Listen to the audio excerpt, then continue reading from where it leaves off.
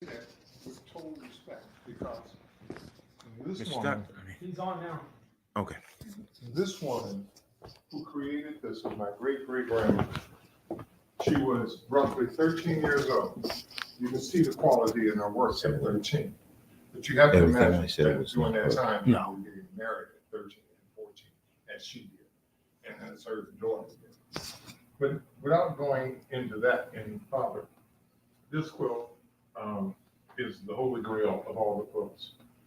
Again, it was made in 1855. She was raped under it, and after being raped, she in her head said, "I'm going to save this forever." And she did. She put it up and she saved it. And she didn't make another quilt at all to save it until she was rough, until the Civil War had ended. Now, when I say the Civil War ended, there was a period of time, obviously, that when she was 13 and working for the master, she wanted to be in a situation where she was free.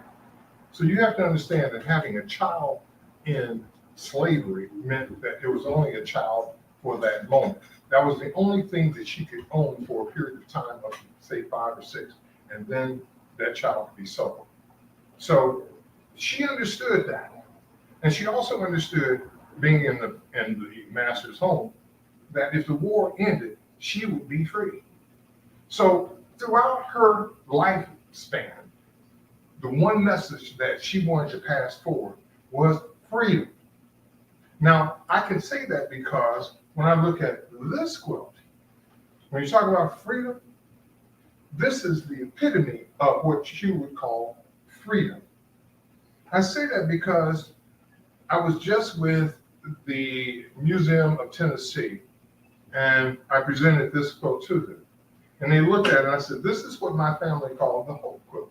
And there's a lot of reasons why it's called that in my family, because things passed down. But the other day I was with the Museum of Tennessee and I said, "This is the Hope quilt for my family."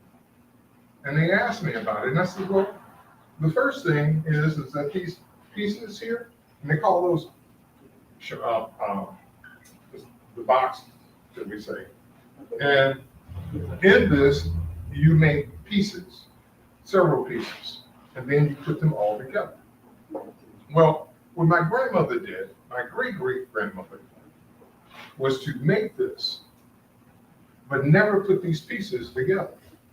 Now, that would be two reasons for that. One is the fact that as a slave, and you need to get through town, you would carry pieces with you, and pieces of the material. And being a male or a female, you could walk down the street and people would go, "Oh, they're working."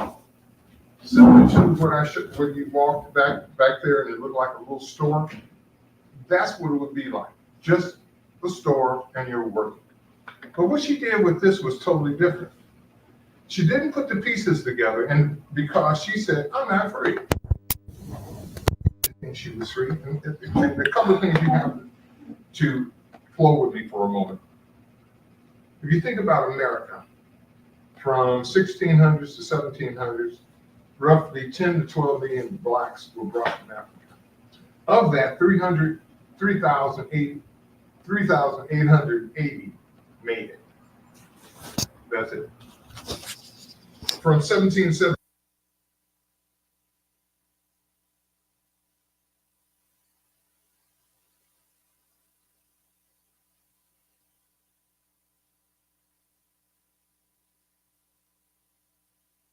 History, those are some basic facts there. But in 1866, the Civil War took place. So imagine a black slave in the South who would be working for the master, making uniforms for the South.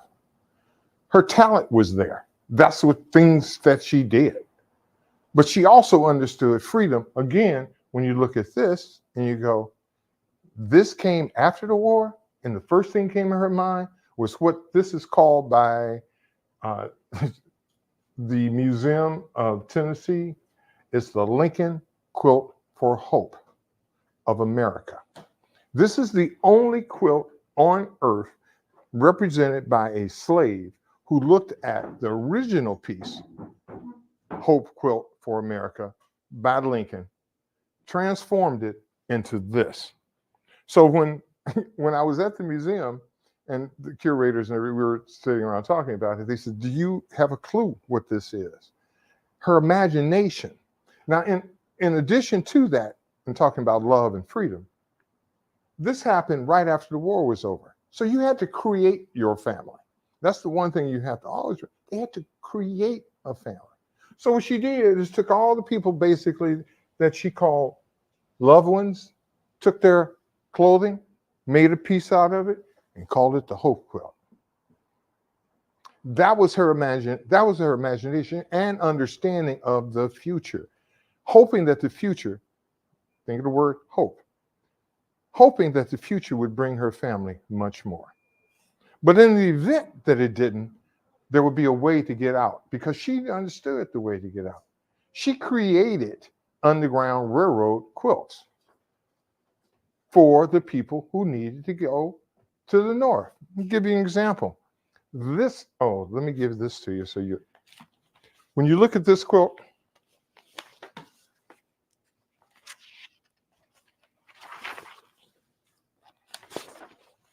here you can just, this quilt is unusual, and it took me a little time to really deal with it because this area here is faded. And I used to look at it and go, this quilt is not as good as the others. And then I got into what this quilt meant. And if you look down there, it says, Underground Railroad. There's a black getting ready to escape, and it's going to be tonight. You see it in there? That's what it meant. So when you saw this, when you saw this out in the yard, you knew that if you're going on that train, going to the north, this is what it meant. Just like freedom meant here in the way she put it together, because it's called hope. American hope. One of the things that really interests me about my grandmother was the fact that I used to wonder how in the world could she possibly come up with an idea of saving quilts. And then it occurred to me that the reality is that was the only way that she could communicate with anybody. If she made Underground Railroad quilts, she communicated. If she had made quilts for others, she knew. So out of all the things she had, and I have 2 or 3 things like, a vase and the scissors and that, literally like that, those kinds of things, they're great. But after studying her, I started to realize that was not great. I had to look at her at the times and determine how great she really was forward thinking into making sure her family knew how to escape the South if need be. Now, I say that knowing you probably say, well, there was cars later on, this, that, and the other. But the concept of escaping was the issue for her. Just like she was looking for freedom here, she wanted to make sure this could continue if needed so that someone else could be free. Now, on the other hand, you have the quilt talking about it's time to go, slave needs to run. Here you have the beginning of the war, the end of the war, and the things that go along with it, like the carpetbaggers. Now, getting back to why I wanted these quilts or presented these quilts and writing a new book, I had to deal with some hardcore realities as to what was she thinking about, what was going on in her head when she was making these quilts. And I thought about 1867. So what happened in 1867? Okay, Civil War ends. You had the carpetbaggers coming in. You had Jim Crow. You had lynching. 5,000 people were lynched right after the Civil War because they came out saying, I'm free. And they said, get the rope. Hang them in that. And then in 1876, after the carpetbaggers came in through the South and did everything they had to do, 1876, they said, pull the Union Army out. So they pulled the Union Army out of the South. So what happens right after that? Jim Crow. All the things that go along with Jim Crow came right after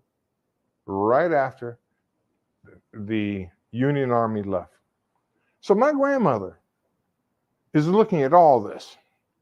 And she lived in a big house. And she heard those conversations. And she looked at this and she saw that in essence, the only thing that has really changed is the fact she is responsible for herself and her family. Keep in mind, 1 out of every 4 people died getting out of slavery. A lot of it had to do with their age. A lot of it due to couldn't work. All those kind of things came into play. But she was in the middle of all this chaos. And the only thing that she could think about, I got to save my family. So she taught her family, all the women, all the men, how to sew. She was born in Kentucky in 1845, was 13 years old. When she was in Tennessee at 1855, at that point, that's when she was raped. She saved that. She didn't touch another quilt to save until this one came about, which tells you about her understanding of freedom and what she wanted. And then after that, she started making other Underground Railroad quilts. And that was for one major reason. All of her her 5 children were seamstress, and one was a seamstress. All of the girls, were seamstress, another generation, excuse me. But all the women were seamstress, and they in turn taught their children. Now, I stand here with a quilt in front of me. Probably will be the most famous quilt of all in history for the Underground Railroad, because it tells the story of how to read the Underground Railroad. It does it in a simplistic way. It doesn't come out in something like this where you go, hey, I don't know the pattern. I know these are geese, and I know this, the red means danger, all of that. I understand that because I know portions of it, but I can't get a real feel. I mean, if you just looked at it, you had no idea. I look at it and I go, this meant something. But now I want to take it another step further and go to 1966. I was graduating from grammar school. High school and going to college. So my grandmother, who was taught by this lady, she was born in 1885. This woman died in 1902. So they knew each other, and their writings, my mother's written me letters about their relationship. But anyway, my grandmother, not my great-great-grandmother, but this great-grandmother, did something that was highly unusual. And several scholars have looked at it and just saying, this is it. This tells the entire story. In there, when you were traveling, I didn't know if you noticed a big quilt would have a big green spot there. Well, up until this quilt, there was, green means this, greens means that. They had different, definitions for it from different parts. And you can look it up and they'll tell you green or whatever. But now there's positive proof as to what green means. And it's with this quilt. Just pass this. What I'm giving you is basically a picture of this quilt. And when you look at it, I just want you to think about what's in this quilt. Do I see a message? Because if you see a message, or start to see a message, you're starting to understand how the Underground Railroad worked and how people who knew what they were looking at had a way to get to the next step. So when you look at that, what do you see? Anybody? Just you? Ducks? California. 1966. Stars. Now, think of it being a graduation gift. Okay? Now look at it. Now I'll help you. You see the stars on top? See the road map? And you see the ducks in gold? She's telling me, son, take the highway to the stars. Follow the geese. You'll be fine. You're in gold. Your life will be wealthy. And then at the very end, and you notice it's a green piece here. At the very end, my grandmother puts in green, I love you. Which means all these greens mean something in terms of the Underground Railroad as the feel for it. When she put that in there, and she put in these 4 squares, the green, like the green out there, it says, you're safe. Now, one of the stories about the greenhouse there is really interesting because I have it hanging up and behind that store. It's a message to anybody that walk by. It says, I understand the Underground Railroad. You're safe with the green. So if they were walking past a store and they had their, their whatever to say that they're working, when they saw that sign, that quilt, that green, they knew going in, it'd be okay. It looks like a store. It would feel like a store, but the code would be there. You're safe. Come in. That's basically the Underground Railroad. Not just my interpretation, based on things I have. And any questions from there?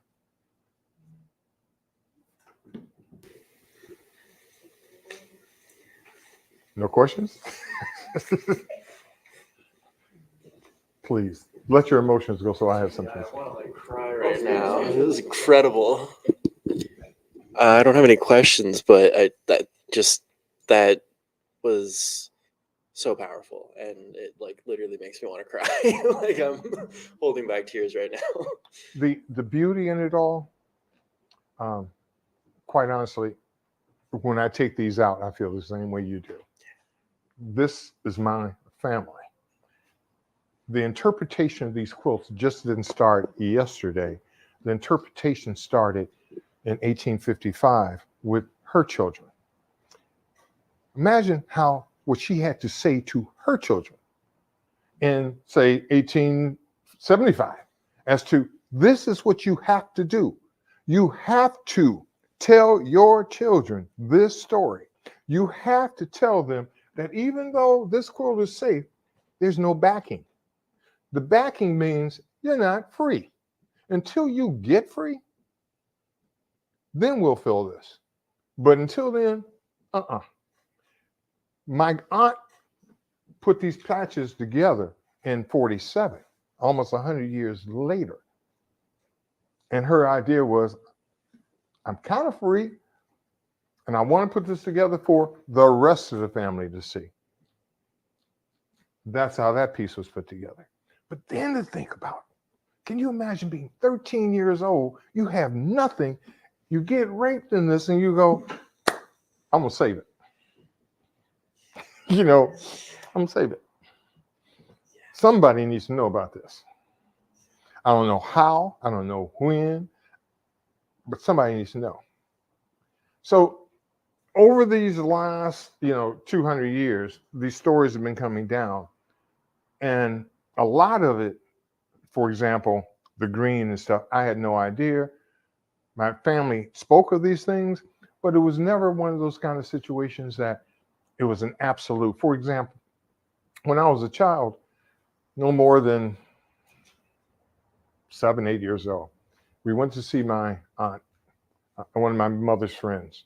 And we went there and we had a conversation, and I was looking at backfield and people, the only thing in my head was, Mom, slavery must have been terrible. It must have been terrible. All that hard work. And my mother snatched me and she said, Miss Jones down the street? I'm a little kid. When the man touched her and she wasn't supposed to be touched. And I remembered that. She couldn't call it rape, but I heard the neighbors. She said, that's what happened. That was worse than anything because it divided families. Now, it wasn't until a month ago where I went and started getting in contact with certain people and then dealing with my own memory, that throughout our history, my family's history, rape has been the biggest thing, because this woman was raped at 13. She was sold to a guy her age. He kept her even after slavery. So she had children that was with her, with the black counterpart and him, which then meant that all the stories that took place in the family relating to the master, who still was over her through Jim Crow and all those other things, who embarrassed the family, who robbed her of her innocence. He continued, and she was upset about it. Upset about it to the point of, I know about it, that my mother told me about it, that her mother told me about it. So I'm blessed that those kinds of stories were passed down to me. The book I'm coming out with next is going to be about that kind of thing, where the personal stories of what happened and some of the things that I'd seen. Anything else? Thank you.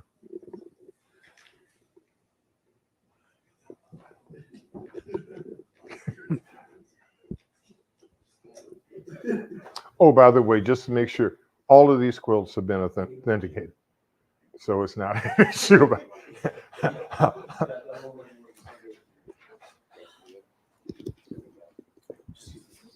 anything. How do you keep these stored? It used to be in a cedar case.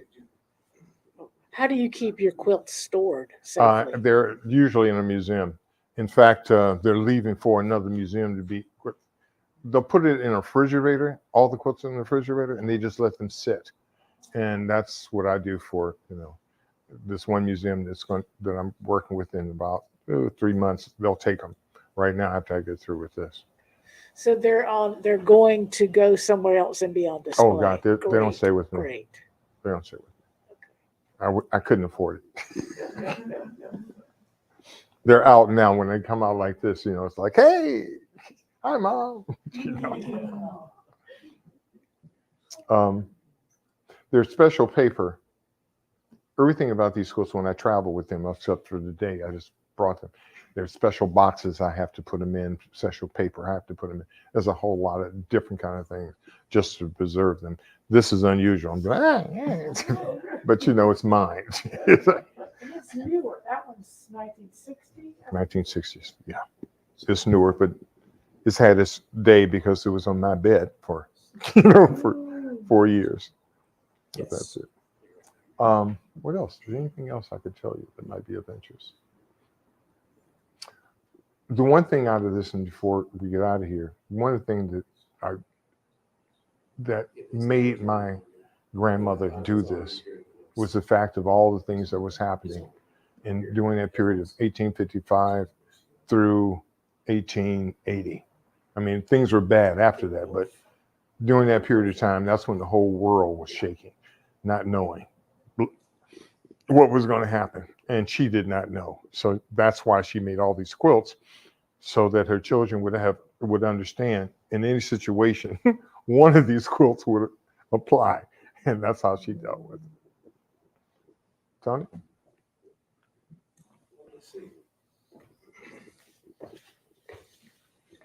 No, I was just. You do have both? Are you? Yeah. Oh yeah, both of them. Okay, that's what I was just saying.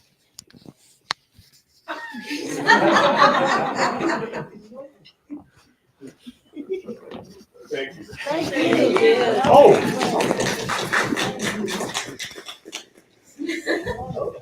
Was that? Yeah. Ladies and gentlemen, Mr. Jim Tharpe from the Hartsfield African American Enslaved Quilt Collection. Fascinating story and history right here at the Call to Conscience Museum. So glad that you came to enjoy this again. We'll be here for a couple more days, Wednesday and Thursday. If you have a chance to come down, we've had students, we've had high school, middle school, universities, folks from back east who were excited about hearing this history of African Americans from Seattle. We've had folks from around the neighborhood who were like, I didn't even know that, you know, this was a history of African Americans in Seattle. I say this because Seattle's not Atlanta. It's not Charlotte. It's not Chicago. It's Seattle. And the way that we dealt with oppression and repression way up here in the Northwest is unique. And these movements and legacies and individuals and groups and businesses haven't recorded their history. And it is incumbent upon us to make sure that we record, document, digitize, and archive that history, because if we don't, someone else will write it. So this is an opportunity for you to get that history, to get that narrative from the groups who made that history. So yeah, and I'm sure that everyone was made well aware of our amazing Seattle Black Panther.